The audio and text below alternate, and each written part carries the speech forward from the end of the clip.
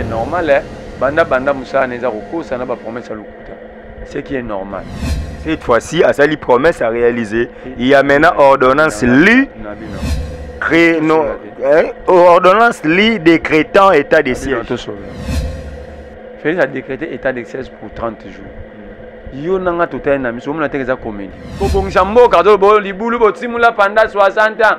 Ngana kundango na 2 ans. Guerre à plus de 20 ans, on est dans 30 jours. On est babeti mabo. Au moins te batu mutu bango zo linga. Les gens veulent une chose et son contraire au même moment. Ba Kenya ba ye, ba parcours. Kenya bunda bitumba te na Kenya barana ba Shebab na ba Boko Haram. Mais batu bakenda bunda na Kenya pour aider ba tata ba Kenya. Mais batu bakenda aider bango ba Tchadien. Wi-Fi, ça dépend de l'exploitation. Il y a haut débit, il y a Internet, il y a fibre optique auto. RAM et enregistre des appareils mobiles, c'est loin de la connexion Internet. Donc, ce à l'objet bon aux mensonges. Je demande à tous les techniciens d'expliquer au ministre que la connexion Internet, sans RAM, tout seul à Internet, YouTube, la connexion. Vous ne jouez pas réellement votre rôle, il y a 4e pouvoir. Bisous dans le lobby que Anthony a concerné dans la société 5C Énergie. Le rôle de la presse c'est quoi? Allez vérifier dans le journal officiel la société soit actionnaire et la bisou. Historien du présent non. Donc le gouvernement ne comprend pas son rôle. Nous sommes la personne qui bat ça. Son a constaté que ministre Kibasa. Son nom c'est Kibasa Maliba Augustin, le fils de Kibasa. Le fils de vieux Kibasa Maliba. Donc Frédéric. Donc, tout va dater, tout va nous là, apologie, analogie, na bilo mozangati. Donc, on soit responsable de faire acte net, comme c'est vache au lait et comme escroc. Non, mais la majorité civile perd en 16 ans quand la loi portant protection de l'enfant. La majorité civile, au cas il y a conflit avec la loi. Mais s'il n'y a pas conflit avec la loi, ici il n'y a pas conflit avec la loi. Le droit fiscal prévoit que l'enfant mineur. Donc, c'est en fait, c'est vos bibongo. Na droit civil, enfant 16 ans à cause de juger. Donc enfant 16 ans comme voter. D'ailleurs, moi, maman de l'obéza ba blague. Et ça va blague lobby Jacques Isongo, Zoki, Elonge baby, Tony, baby, yo Elonge. Et ça pour dire mais la émission soit bien le na 13h to bim. Quand on est au bim ba na au bim. Abonnez-vous gratuitement sur votre chaîne YouTube congodialogue.com. Abonnez-vous gratuitement sur votre chaîne YouTube congodialogue.com. Il y a Congo Dialogue photo solaka congodialogue.com. Balobi yo nanga photo solo la. Soko ozali congolais ya solo et sengeli otala bobele Congo Dialogue. Donc mona awa bokozo ba émission kitoko ya émission ya culture kitoko pona mboka na biso.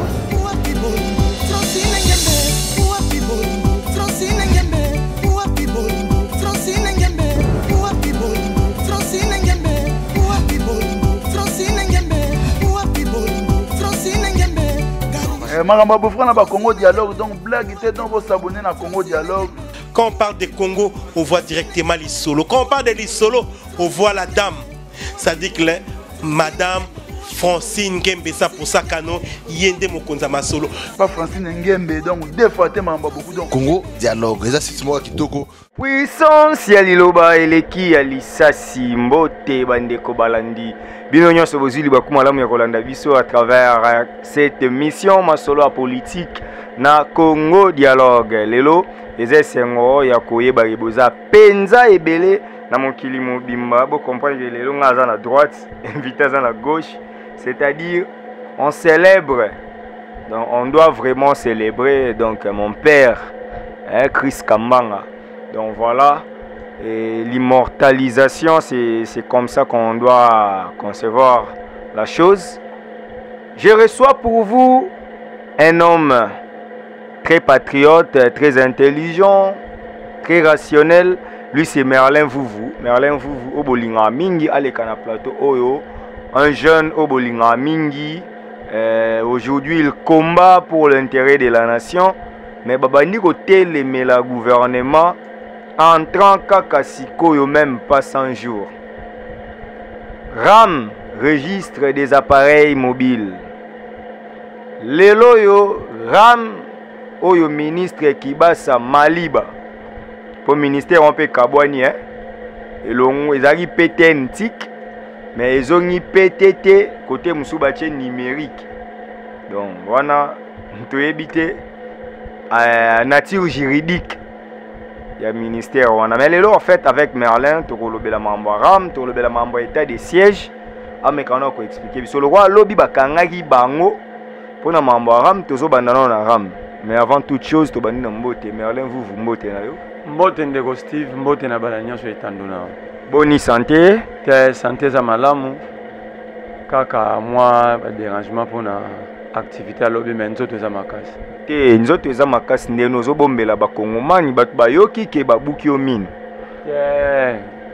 moi dérangement kubenda na bapulusu nde lino zi moi dérangement eza maladie au te kena kena komisa yango na la no l'hôpital te eza bitumba eza accident na bitumba bongo so babile loto zonga na nzana ozonga te po batutenga lobi na mine na kozonga lisusu mais sango pe panzani ke babuki yo lokolo te me ngai yo na tamboli na uto kuna atia abuki nga makolo te ngai voilà Merlin vous lobby bokendaki ko marché bo marché pona nini PC la batu bayoka te ya liboso na ko yebisa Félix Tshisekedi mon frère Félix bayaka na pouvoir te pour rationner propre peuple na yo peuple au déjà yo incapable de créer tel ligablo pour Félix azo batena bato bazoganga béton réellement il a bétonné la République dans le sens que pays ezoko avancer te a bétonné mboka te dans le sens que totonga mboka comme étage comme kitoko a bétonné mboka dans le sens que pays telemi et comme ozonga sima ya liboso na nyonso kongomani ya konsomaka futaka taxe ebi TVA taxe sur la valeur ajoutée soko sombi liba 200 francs l'état na 16% 200 francs ato sombi gilet ka bacha okuwe na suki babongo suki l'état na mbongo nyonso oyo kongola konsomaka kongola futaka taxe tangu ya matata ponyo tolobaka ke boni biso babola to futelaka bata mbongo ba taxe société le rôle la peine victoire so sombaka mapa ya ko akomande ko kangiselaka l'état taxe na place ya futa l'état pour talande to consomera mapa chaque moto somba lipa ba 16%. Or le pain c'est l'aliment la plus consommé au monde. Donc Congo est exempté de la logique wana. Tala bat baliaka mapa par jour baliaka combien 4 net to tambolo quand la venu bat combien ba oteka mapa mais ba oteka on nyoso sili. Toujours échantillon l'état côté combien. Au lieu société peine victoire futa la taxe, biso to comment futa. La pouvoir d'achat. Quand la pauvreté au Félix a créé ta ligabloté. Ata bana auto benga bana e femme akaso abaksi ata mi balete na marché. Maman kwa na taxe. Toke na ram. Taxe est obligatoire. Taxe est un caractère imposable. Mais quand le ministre dit que au foutité bakati de combien de positions? Hier moko so la na émission mon top Congo ko ki responsable biko baza ko astreindre batutu. C'est un mot français. C'est-à-dire que vous êtes obligé de depuis quand le droit fiscal, taxe c'est comment imposition. C'est l'impôt. Parce que là, il s'agit de droits à l'État. Par exemple, l'impôt foncier. Ça m'a belé à l'État, mon tout va foutre en haut. Impôt sur le revenu locatif. Mon tout va foutre en haut. Ça m'a belé à l'État, on a besoin d'exploiter. Impôt sur l'exploitation commerciale. Qui est une maison commerciale. On m'a belé à l'État. Là, c'est de l'impôt, c'est de l'imposition. Mais la taxe égale service. Il y a tout le monde qui bat ça. Échange de service nini on paie sa biso sauf sur foutu taxe. Parce que wifi gratuit na iniki. Wifi eso dépendre na RAM, wifi eso dépendre na fibre optique. Donc deux services différents. Wifi eso dépendre na exploitation ya haut débit, il y a internet, il y a fibre optique autocha. RAM les enregistre des appareils mobiles, c'est loin na connexion internet. Donc ce à lobby bongo za mensonge. Je demande à tous les techniciens d'expliquer au ministre que la connexion internet sans RAM to sel à internet bino sel à la YouTube abo sel à la connexion sans RAM. Donc ça n'a rien à voir na RAM na connexion internet, ça c'est un. De deux, ministre alobeli ba téléphone contrefait. Donc les victimes c'est le peuple, ce n'est pas le gouvernement. Donc biso ne faut exiger peuple gouvernement après sa biso Baba fout la biso bilu ba mo on a biso de sommer ba téléphone à ma bé. Parce que les contrefaits ce ne sont pas seulement les téléphones. Ba roko tazo ba so so pour là les contrefaits alimentaires. Ba roko tazo ba semu la robeba. Ba bilo moko c'est dépasser délai. Et ça ba contrefaits alimentaires.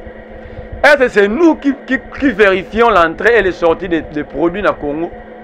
Il y a un service de l'État où ba dépendra na mbongo on a biso ba contribuable congolais pour ba foutre ba service on est ça musala. On a OCC. Exemple. Ba service on est salati. Et c'est biso au yebso to le là ba ma service pour salati be ba renforcer ngo et comme biso to foutre taxe. Au moins il y a inverse ba problème. Donc le gouvernement ne comprend pas son rôle. Ngai so na la place qui basa. So la constater que ministre Kibasa. Son nom c'est Kibasa Maliba Augustin, le fils de Kibasa. Le fils de vieux Kibasa Maliba. Donc Frédéric. Donc to vandate to bandoksala ba apologie ba analogie na bilo mozangatine. Son nom c'est Kibasa, l'autre s'appelle Félix, l'autre c'est Malukone. Ce sont leurs noms. Za kwa nga comme nga marler vous. Il y a rien de politesse, rien d'infraction, c'est leur nom. Quand même, ils sont revêtus d'un pouvoir qui leur confère l'excellence. Ici, nous ne parlons pas d'un ministre. Le ministre incarne l'administration, le département. Ici, nous parlons d'un individu qui veut voler le peuple. C'est qui cet individu? Ce qui passe à Maliba Augustin. Oh. Pourquoi vous ne voulez pas payer la taxe? Avec Félix Tshisekedi Tshilombo et le fils aîné de Tshisekedi, Anthony Tshisekedi. Pourquoi biso ba Congolais boye na Anthony na makambo Merlin? Anthony est loin à ça la politique. Anthony azala na boye ba journaliste ba sali non bino ba journaliste Congo bozo aider biso. Vous ne jouez pas réellement votre rôle, il y a quatrième pouvoir. Biso to lobby que Anthony aza concerné dans la société 5C énergie. Le rôle de la presse c'est quoi? Allez vérifier dans le journal officiel boluka société na so aza actionnaire te boye la biso. Ba benga no ba historien du présent non?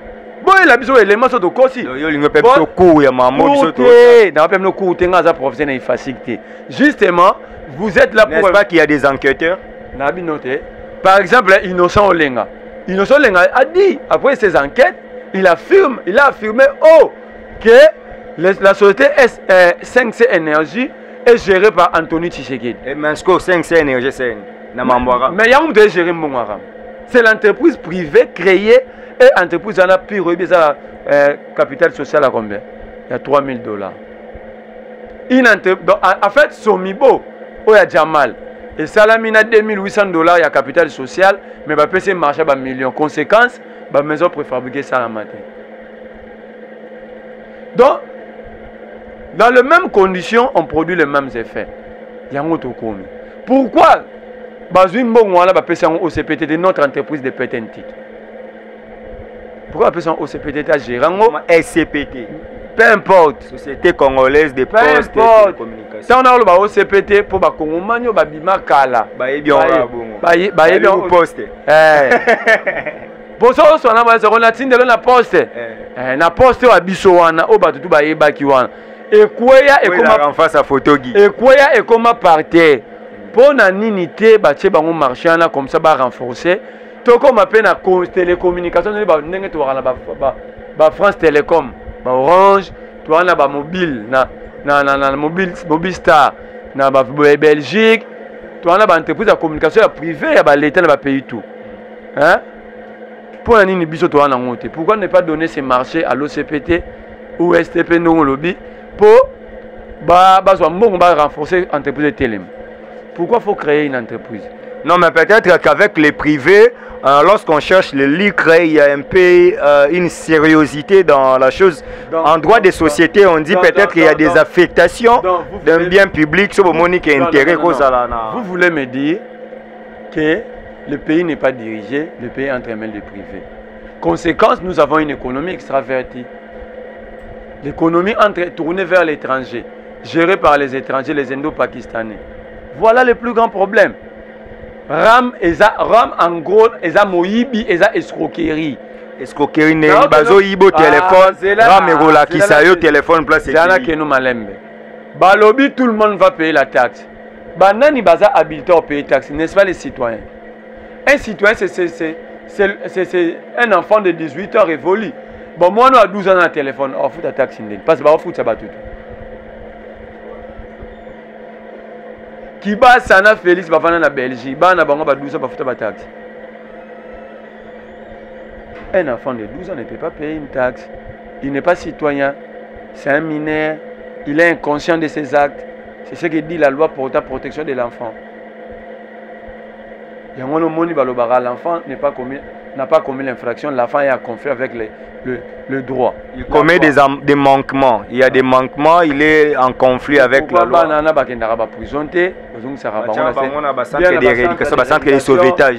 Voilà. Ou bien sa famille est bien éduquée, bien organisée. Il y a une famille, il y a un psychologue pour orienter moi. Parce que l'État est responsable de l'acte. Ils vont commencer à payer des taxes. Qui bat sa question, on a des réponses à ça. Ce ne sont pas les individus qui vont payer, ce sont des signes. Qui gère les signes? Tout le monde qui bat ça. Mais on a vu sur tout le monde, on a face à ministre ou bien en face à garçon de la rue. Ce sont des signes qui vont payer. On a mis toutes les questions. Si je suis d'accord, je suis orange. Si je shop, je suis unité pour orange. Donc, dans quel pays du monde les mineurs payent la taxe? Ministre Ayamba Bissou, toute une question. Les Congo reçoivent combien des appels venant de l'extérieur et l'extérieur reçoit combien des appels venant du Congo? Ministre a évité. C'est qu'il ne contrôle pas alors. Donc, nous allons parce qu'on a vu le ministre a évité. Masse volumique à appel au côté de la Congo, au Bima, la Congo, ministre a évité. Devant son directeur de cabinet, son directeur technique, personne ne sait. Masse à kilo. Il y a connexion internet par jour dans RDC, ministre a évité. Ni son directeur technique en charge, il y a un numérique et réseau mobile a évité. En quoi il est directeur technique? A évité. Tout le ministre. Il y a combien d'utilisateurs de téléphone au Congo? Ministre Aïbinon. Voilà déjà problème. Non, mais ma biso na recensement. Et ça recensement. Recensé ba téléphone. Tant que tu as un téléphone, ba identifier à mutu na mutu. Hein? Enregistrement. Cela veut dire déjà enregistrement l'État va contrôler sur base de fiche wana. RTPC. Donc RTPC qui base na petenti mutaosa musala azatelo ba yebika ba ka gene ntoyi ba congolais. Mais la personne élément auto solana qui base à boyer. A évité nombre d'utilisateurs à téléphone na Congo a évité. C'est pourquoi na ramené à l'ingis quoi identifier. Que na ramené ba petit entre les de soka yebaki, il allait épargner les enfants. Donc parce que la taxe d'abord est obligatoire. Dès un enfant ne peut pas payer la taxe. Les lobes na ba mo tanga même bana maternelle faut sommer moi tablette pour y ba rotanga y ba okum. Tant que les connexions ba léa. C'est l'enfant qui paye la taxe. Est-ce un enfant de 5 ans, 6 ans peut payer la taxe? Tout ça sérieux.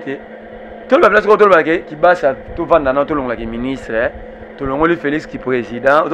Tout le monde battu au baba citoyen, va respecter mes béco, va respecter mon va respecter battu. Moi na Coco ya Félix, tout moi na Félix il y a 12 ans. Consciemment Félix a rendu maman dans la faute taxe. S'il faut le faire pour l'avancement du pays, même pour l'avancement du pays, la loi dit que les enfants mineurs sont des inconscients, ne sont pas responsables devant leurs actes.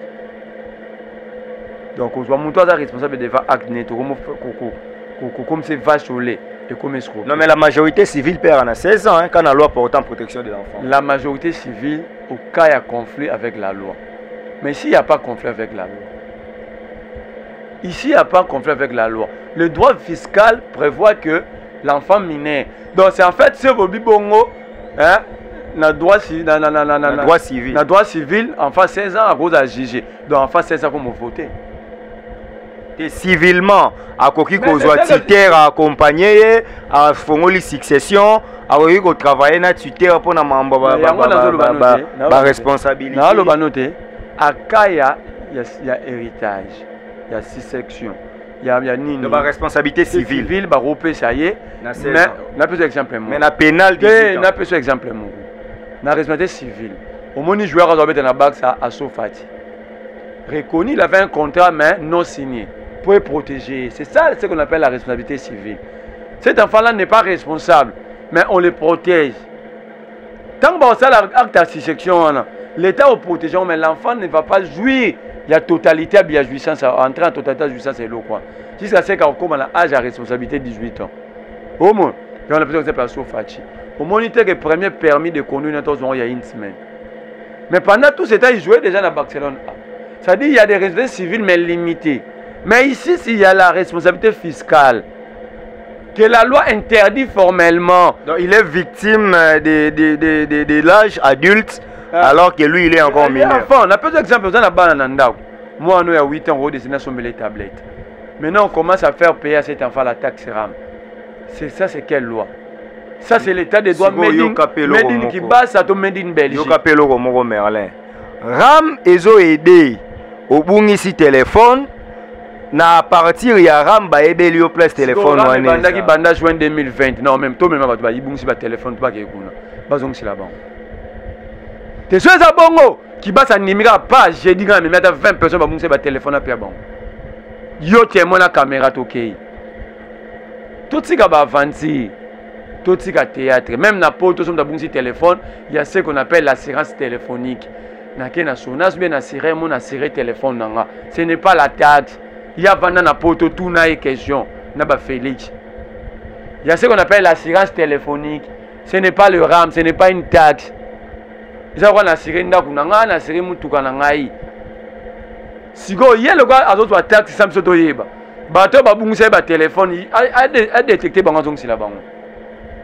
Parce que c'est un système technique organisé. Vous voyez, ayebi ninga sur la unité pour pas foutre taxe. Parce que si on a un bon téléphone, on a un bon téléphone, on a un yolo qui est le téléphone. On a un téléphone. Au moins, on a des avantages de mauvais goût. Il y a une bonne conclusion de ce goût. Félix a su des ambons belé.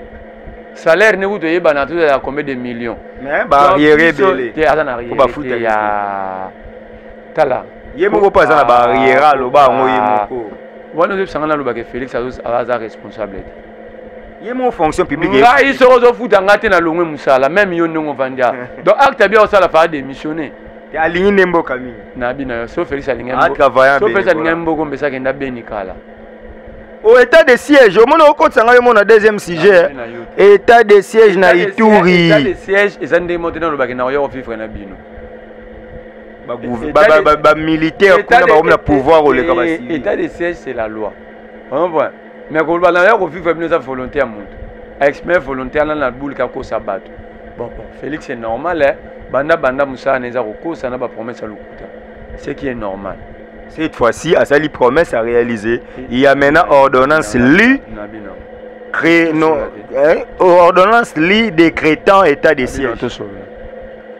Félix a décrété état de siège pour 30 jours. Yo nanga total na miso mona teka za comédie ko bongisa mboka zo bo libulu bo timula pendant 60 ans ngana kundango na 2 ans guerre à plus de 20 ans on est dans 30 jours on est ba beti mabo au moins te batu mutu bango zo linga les gens veulent une chose et son contraire au même moment ba Kenya ba ye ba parcours Kenya bunda bitumba te na Kenya ba kana ba Shebab na ba Boko Haram e batu ba kenda bunda na Kenya pour aider ba tata ba Kenya e batu ba kenda aider bango ba Tchadien. C'est fanti. Kenya zaka ba Shebab na ba Boko Haram. Armée ya Kenya ko ka bitumba wana te. Batu bakenda obunda contre ba terroriste na Kenya eza ba Tchadien. C'est pas fanti. Vous prenez une armée incapable de sécuriser son propre pays et obunda la bino. Na bino pe fa desi ba kenda pe ba pays mususu ba senga ba. Na kalate. Faza. Tanga Mobutu. Bongo bakenda suwa. Bao bakenda Centrafrique baganya bitumba te bazonga bafuta bango pete moko to wane na lingwa. Moko to wane na lingwa ba leta mela bango na mbongo. Mbongo Nations Unies futi bango pa gena na tita ba casque bleu bafuta bango te tilelo. Jumsu yaka ozwa interview. Le ba kwa za policier a robangolo. Mais aroya a solo no en privé yo c'est la mission. te facha lobi mikolo soko kena ba déclaration mon boye oye ko mema moi soulèvement côté militaire ba okanga yo intimidation to sala na lobi na to sala on so futi ba soldate to sala na ndeko no Israël eza promis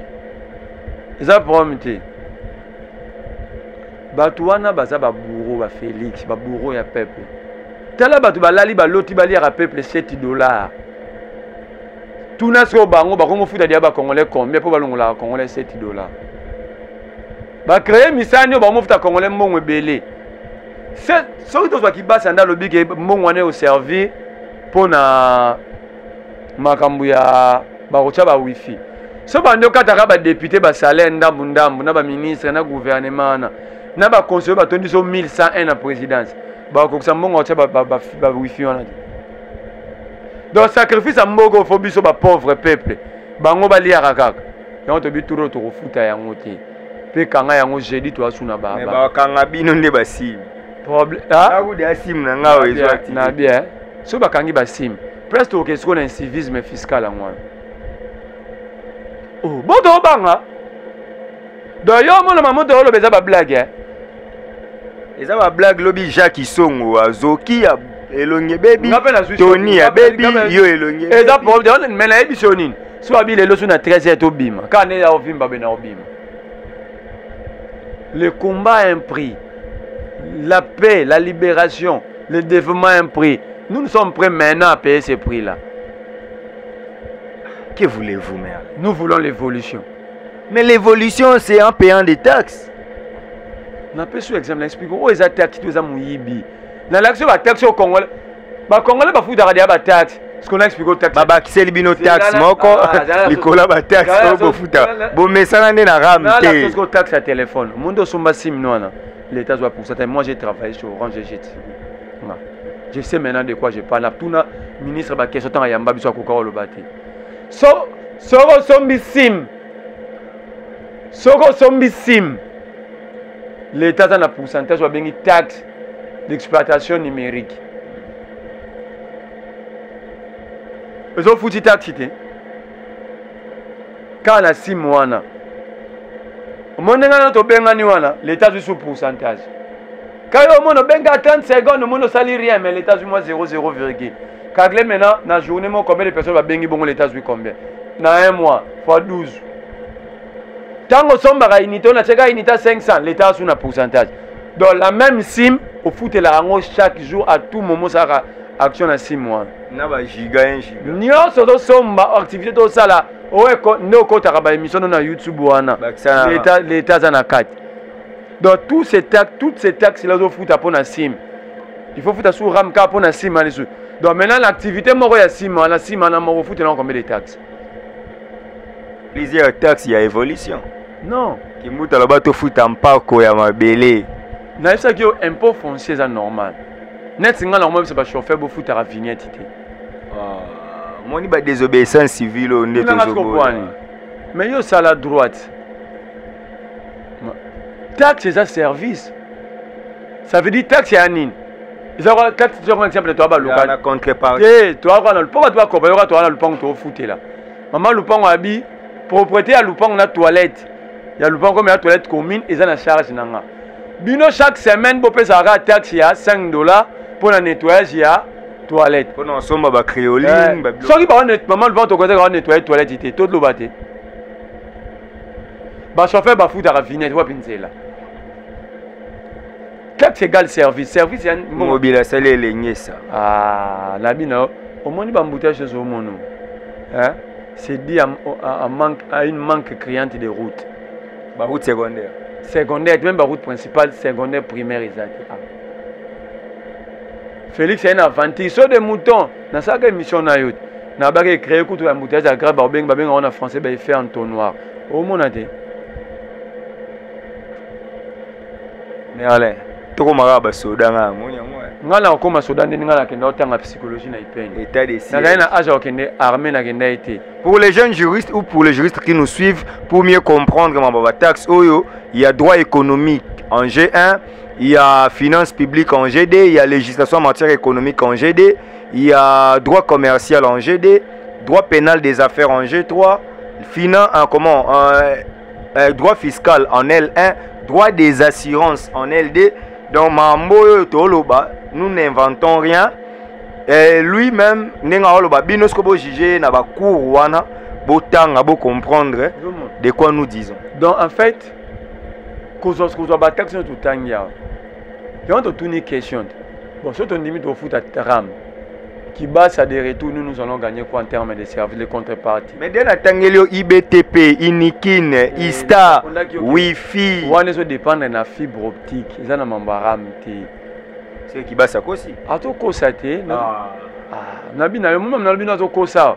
Soko kuta na yé a option que jeune on a ipsanga en face na kata cabinet né. Que monsieur vous êtes menteur na ipsa bon. Ubanga petit. Na kata cabinet né na bureau na ipsa que monsieur vous êtes menteur. Donc eza mambu ya roko. Bana ba fondateur à IDPS. Ba fonda ko du parti école buissonnière. Kasi conséquence yango. Yo boya mona kibasa mona liyauma na ngwanken mona Tshisekedi. Na lobi bana eza problème te siko ba na pouvoir yango conséquence ba rasu banga liya biso ba $7. Liyau kuna kati grève na fonction publique. Mobutu baza okata ba grève. Kabila kata ba grève. Koyo solo na bango maintenant nous allons résoudre les problèmes. Dans 5 mois tout le monde a ba ozonga na grève. Doyo mamba okata ba grève ba grève pona ba mbudi awa ba kata yango po solo na gouvernement na ba ministre. Mais bazonga sous ba grève. Oh. Donc nenga soli wana pona la sai musala. Bali ki salume banda. Ki salume banda ba futa na mbongo ba ambassade zo banda. Kasi ba yango ba sala mobilisation des recettes. Ah, il y a ce qu'on appelle ça pour le place qui base na Félix. Ba comprendre. Mobilisation des recettes à RAM et vous permettre ba futa banda ko ba ambassade. Ba place qui base ba ebozo ba congolais. Le Congo est occupé. Nous vivons sous l'occupation. Les militaires sont mal payés. Ils ont $20 de primes. Ils ont un plateau na lingi ba problème. C'est la vérité. Tant que Kabila tondolo ba noté que awa pour Soudan na Est comme na tant que Kabila bandolo. Te to comment ba to comment ko tanga na école ba babo za na kabamba. Yo teli mabolo ba Kabila boye ndebolo ba. Wana to zaki ba baba to tanga na école ba catholique ya ba baba za na kabamba. Biso to mesana na bitumba po tozo bunda po tebiki auto bundela na to zuiti changement. Bango lokwa bazo comprendre que 37 écoles buissonnières ba yebi na mo mamba osate. Est-ce que yo légalité? O eza commune na Kinshasa. Côté siège à parti présidentiel. Sola na massa na kuna na okende. Merlin. Oh. Sola qui était pour opération to yebinda. Ah, ils ont mis la balle dans le stade, mais nous habiter comme la politique. Ah, c'est la force d'un parti politique réside à la base. IDPS c'est à la base. IDPS à partir de Kuluna. C'est à la base. Base voilà balinga ba jeter na président. Base à partir solo à cerveau. Oh. Base à solo à partir de cerveau. Amener les idées, apporter des réformes. Mais quand il amène les idées, vous abstenez, vous refusez. Ce qu'on a une idée à Rouiba, on a démontré à tout cela qui base. Na tuna ki basa 3 questions na poser sur les lots. Na bateau tout ba défendre RAM. Na pesi bango 2 semaines basa la recherche. Ba beso ko masse volumique à appel entrant na Congo na sortant na Congo. Ils a combien? Sur au numérique bon, yo osa pe psychologie na ipen. Mais on a bien on a IRS va éclair des pensées. On a ba touche scientifique bon va côté belé. Ce que ramango etikali na PTT to na numérique. Kasimbu yema yango na. Félix Abel il faut Félix Abel ba réduire taille ya gouvernement. Mais yemo azo créer pour na kabula gato. Petentique. Et bien l'acciner. T'es sur petentique comme PTT. Pour numérique et quelque chose. Dans le pays sérieux, le ministère numérique est arrêté. Le ministère de la Poste et Télécommunications est arrêté. C'est comme le ministère des Nouvelles Technologies. Poste et Télécommunications, Nouvelles Technologies de l'Information et de la Communication. PTT, Poste et Télécommunications, non numérique. Dans le pays sérieux. Mais quand on trouve qu'il est, le ministère va décentraliser le pouvoir. Ah, Corona bisous. Parce que Félix Abba, il faut pas réduire le train de vie de l'institution en créant d'autres ministères fantômes. On doit réduire le train de vie de l'institution. Ah, Nzambe, Congo. Et Merlin plaira. Tu vas Félix, il faut 2000 faire toi Kende. Ah? Congo bimisara chaque année plus de 2 millions de diplômés universitaires dans mon Taozangate. Popularité. Koye banana Congo. Projet na yo pesta popularité té.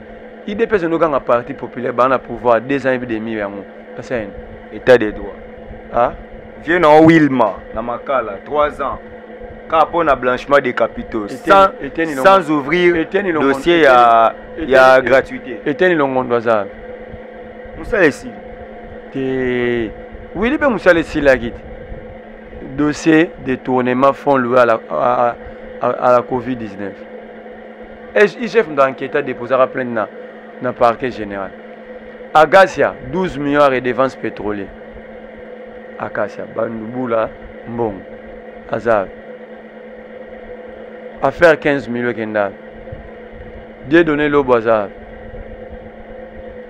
DG Safricas, DG OVD, DG Sokok, Bazar. DG Robank, Thierry Timons. État des deux. Quand Kaboun se transforme en roulage, état des deux arts. Tant que Kabou yola kabatba tamboula na mapata, état des deux arts.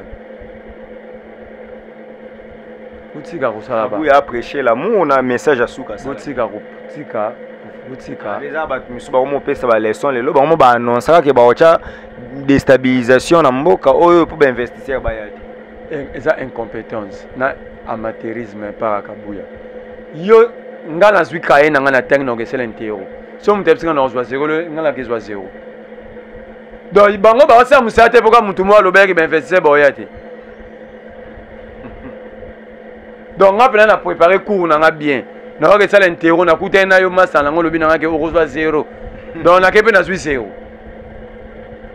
Mauvais sort. Ta Butala bakabuya baluka batu nsuba yoloba na komba IDPS. Ada secrétaire général Mwana Bouté. À chaque sortie médiatique nae arataka le romo. Na ebité so atanga la complexe scolaire raté ton ndeni. Atanga la IEC. Te na bi complexe scolaire.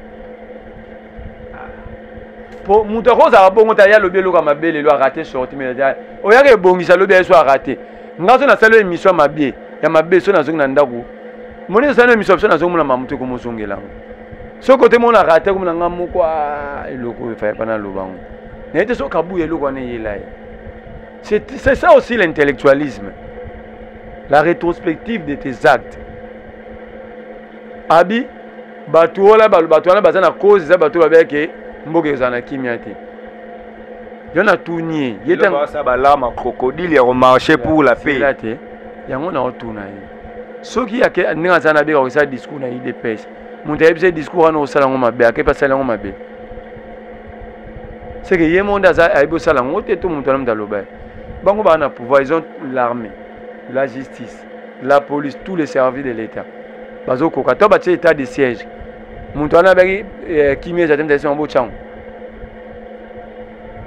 Ituri, on finit par là. Et logo ça ma na zatem. Yo lingate bandeko na est kimie ko. Abina yo. Vous prenez les mêmes donc vous voulez résoudre les problèmes par les problèmes. Facha lobi cette fois-ci riposte et aux ala makasi. Ba rebelle ba senti. Tanga ba rapport nyonso sur l'insécurité au Congo. Il y a que les officiers supérieurs de l'armée, de la police et les politiciens, les dirigeants congolais, les chefs, les patrons administratifs et politico-administratifs congolais. Les mêmes gens qui ont causé les problèmes, vous allez les mettre là-bas pour résoudre les problèmes. Donc chasser l'appendicite par l'appendicite. Mais allez, nous sommes arrivés à la fin.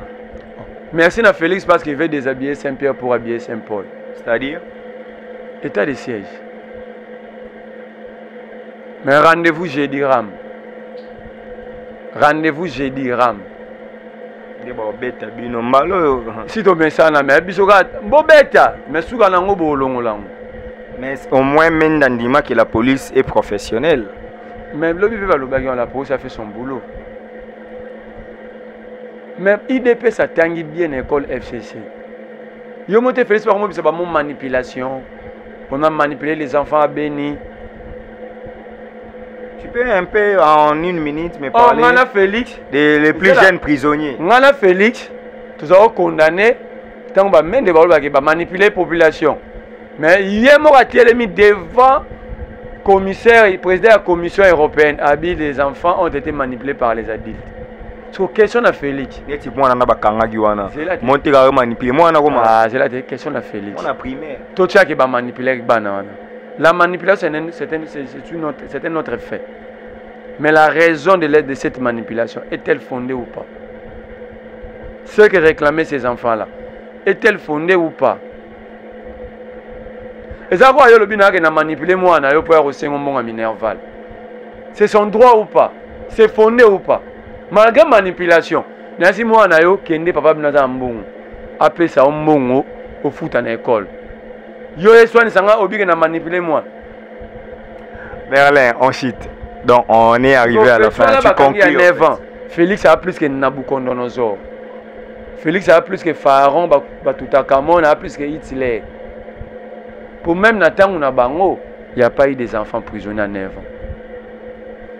Et surtout que ces enfants-là réclamaient ce qui est normal. Les enfants, tala, dans la famille na Esther, nga moni na fandi nga tante nanga ba violer na 11 personnes pour passer ba bomber devant toute la famille. Bana ya tante on maso moninga soda legi to poser na teni ba komolela. On a dit des gars traumatisme les lobana to tshaba on a l'église catholique moko na makiso na kisangani pa ba sango ba psychologue ba soigner ba sola là ba. Bana na ba moni ba événement ne ba violer ba maman na bango ba violer ba bomber ba tata na bango, ils réclament la paix, vous envoyez les militaires les tabac. C'est moni ba ndi ba zoki. Moi, je mérité même garde à vue. Là où la loi dit que c'est un inconscient, il n'est pas responsable de ses actes. Mais vous le mettez en garde à vue pendant 48 heures, 72 heures. Donc Félix Alekina Nabucodonosor, Melchisedec, Saddam Hussein, César, Félix Aleki bango tout. Voilà. Félix c'est ça plus dangereux que Batouana Nyos. Mettre un enfant de 9 ans en prison. Assis sur la tête, ils cherchent à faire payer la taxe RAM aux enfants de 8 ans ou d'enfants de 10 ans. Félix, tout l'autre regarde la justice même internationale. Voilà, c'était les derniers mots de Merlin Vouvou. Aussi ici. On appelle Tondio Botondi. Matondo, tu comme une souka. Les amis Merlin Vouvou, boyebi que en fait, c'est parmi les premiers prisonniers à régime. Hein? Parmi les premiers prisonniers politiques qui à régime. Donc déjà il y a 2019 déjà à côté de Makala. Donc Merlin vous voyez wana Olata Zonga na habité Kabound président Kabound honorable Kabound benga Merlin le royaume toza lito ya mokonzi bochaya tana déjà journal officiel atika no makelele atangaka déjà nga pe natangi droit après avoir causé licencié dans le journalisme. Ah on habite kotoyo mikanda ya mboka na olinga ta diriger nga poye moi aroyeba te lo na ça. Teromi na suka. Merci à Odette Lessa la Megan, merci à Starly Lima qui a réalisé cette émission. Merci à Bobette Nzita, merci à tout le monde. En tout cas, merci à mon père Chris Kambanga. Donc merci à tout le monde. Voilà, ngana bino tokutani mbala ya sima kande to wa peuple congolais mi bundela posoko mi bundeli te muto bundela yo azate. Donc puissance ya liloba eleki ya lisasi. Ngana bino tokutani mbala sima. Abonnez-vous gratuitement sur votre chaîne YouTube congodialogue.com. Abonnez-vous gratuitement sur votre chaîne YouTube congodialogue.com. Il y a Congo Dialogue photo solaka. congodialogue.com. Balobi yo nanga photo solo là. Soko ozali congolais ya solo et sengeli otala bobele Congo Dialogue. Donc on a besoin de émission kitoko ya émission ya culture kitoko pour mboka na biso.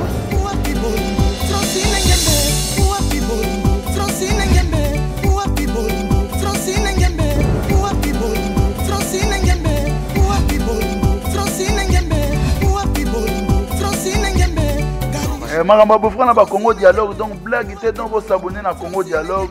Quand on parle de Congo, on voit directement les solos. Quand on parle de les solos, on voit la dame. Ça dit que Madame Francine Ngembe, ça pour ça Kano, Yende Mokonza Masolo. Pas Francine Ngembe, donc deux fois, tu m'as beaucoup. Congo Dialogue, ça c'est moi qui toko.